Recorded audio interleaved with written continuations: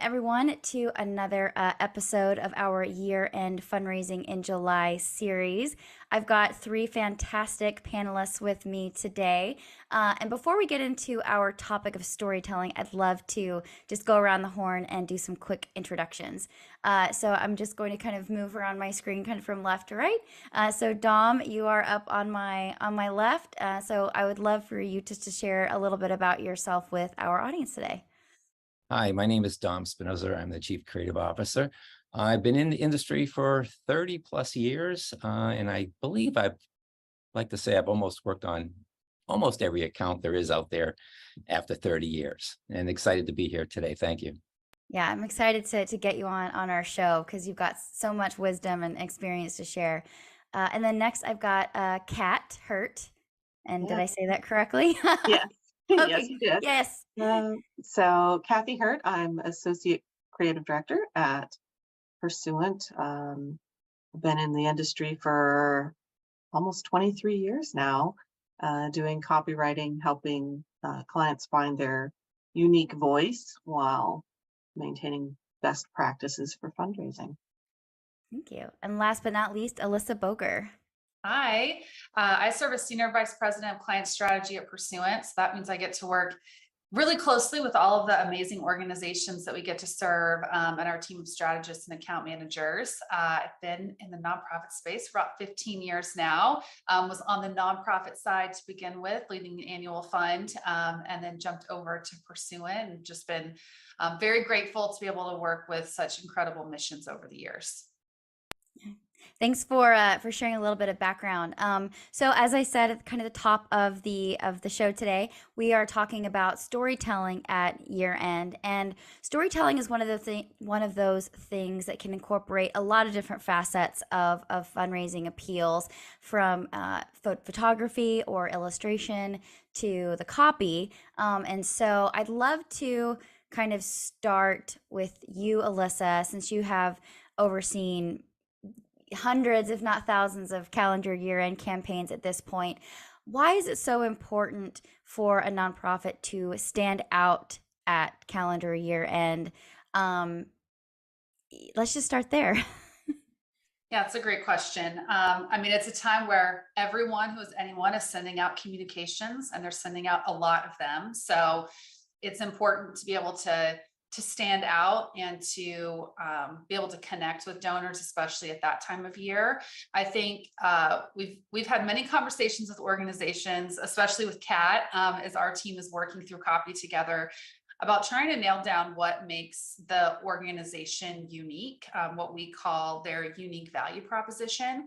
A lot of organizations feel that they are unique just inherently. No one does what we do, but there's over like 1.5 million nonprofits. So there is someone who is doing what you are doing, probably very similar to how you already do it. And so being able to tell your story, whether that's the story of a beneficiary, a service recipient, your own brand story, is just really critical to be able to create that connection and to go beyond just what you do and how you do it, but the impact that you're making and how the donor is a part of that impact, a part of that story.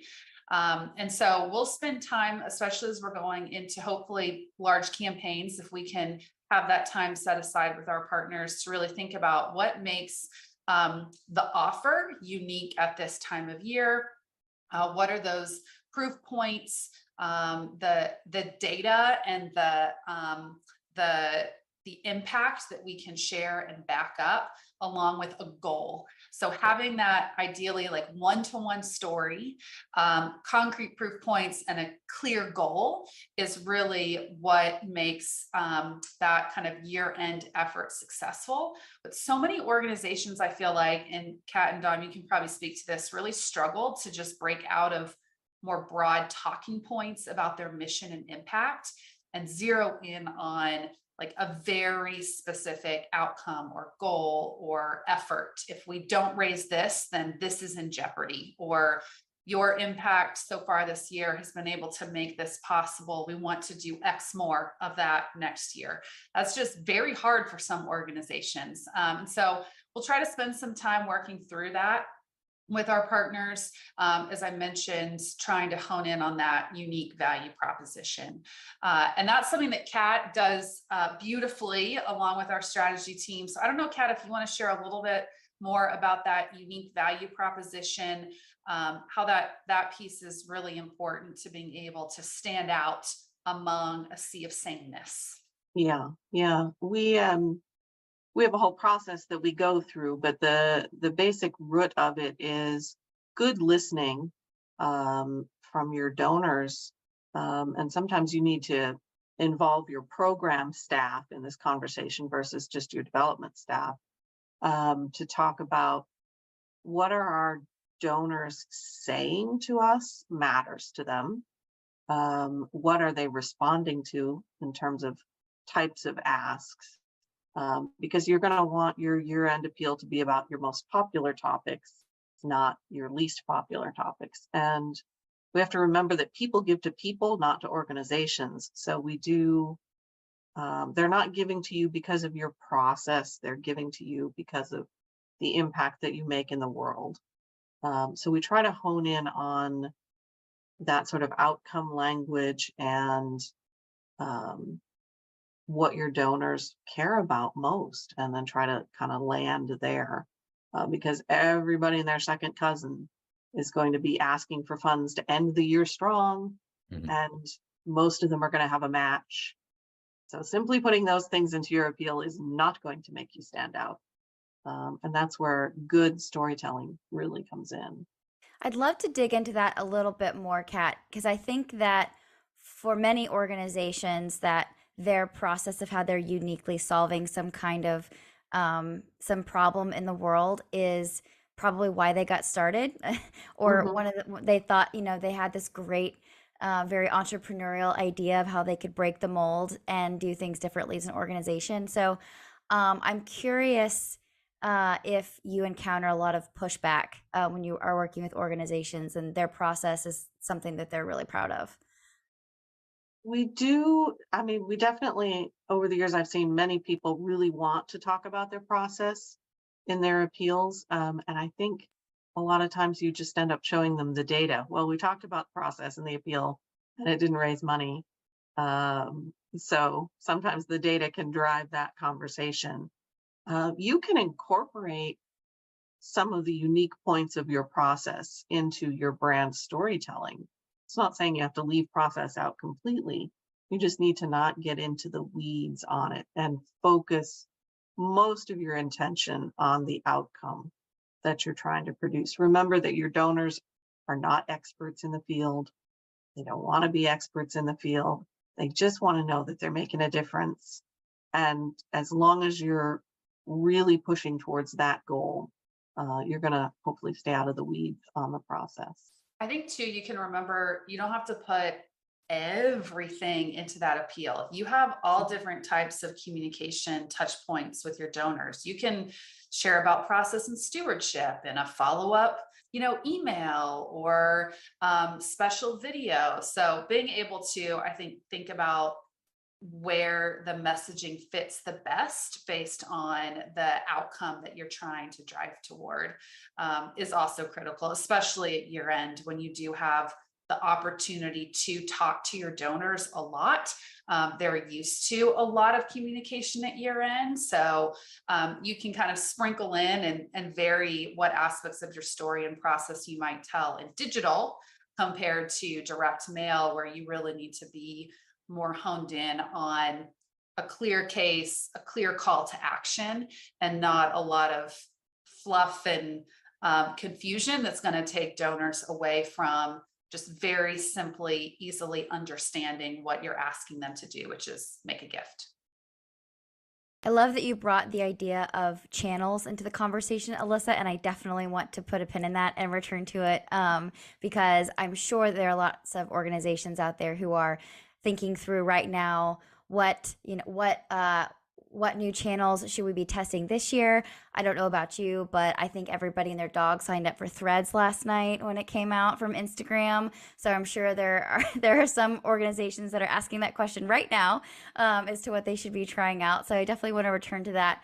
But something that we know is a really important part of any nonprofit appeal is images and words. I mean, that's all we really have to communicate. Video, perhaps with some video, some video in there as well with digital appeals. So Dom, you are our in-house expert when it comes to imagery. So I would love to kind of piggyback on this topic we've been discussing of how to make your organization stand out and be unique at year end, and how can imagery really play an integral part of that? Great, thank you. Well, I think first, I like to look at images as a live conversation. Two people looking at each other and sharing thoughts, ideas, and experiences. And the key word here is looking. When we talk to a person, we want to have that eye contact. And it's the same with the photograph. It's that eye connection that makes you feel like you're actually talking or reading about somebody. So I think that's key. A photo tells a story. We've all heard that expression, a photo's worth 1,000 words. Sorry, Kat. But photos do grab you emotionally, visually, and it's one of the first things you look at.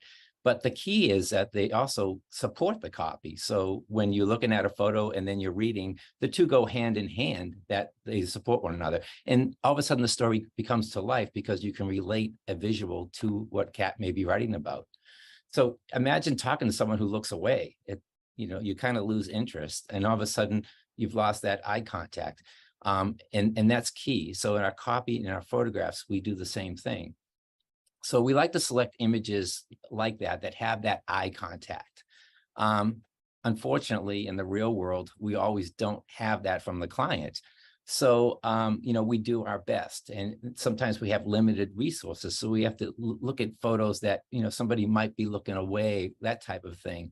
When we're kind of locked into that type of photography, I think we want to make sure that the images that we do select are not looking off the page. For example, if you have a homeless shelter and they're all eating like a Thanksgiving dinner, but the photos on the left and are all looking left, your eye goes left and you stop reading.